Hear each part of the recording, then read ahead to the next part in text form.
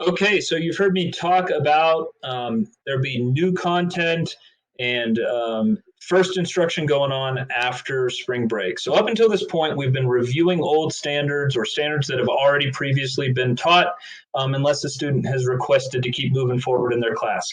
And so, we've been doing those as learning activities, but we're going to jump right into new content with performance tasks and and grades that are going to report out as a proficiency grade at the end of this quarter. So as we go into that, just please remember, communication is key. I can't say it enough. If the plan that we create isn't working, help us create a plan that works for you. We all appreciate that it is an extremely difficult and an extremely stressful time.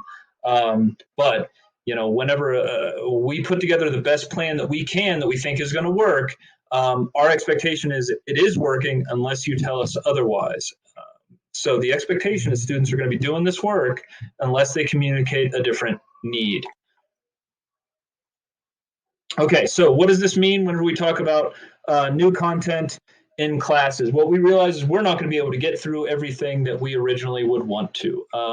The pace and the amount of work that we get through in distance learning is significantly different than if we see your kids every day. So what we're doing is bearing down, and we're going to focus on the most essential standards to help your student be most successful next school year.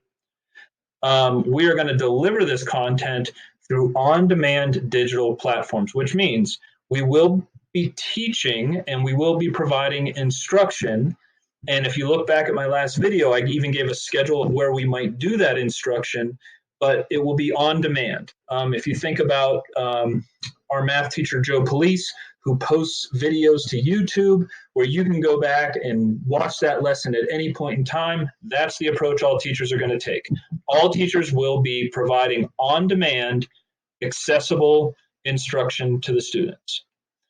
We're going to be focused on engagement. We realize that it's hard to be engaged whenever you're sitting home doing this stuff over the computer. So we're going to be focused on really trying to make this stuff valuable and fun even.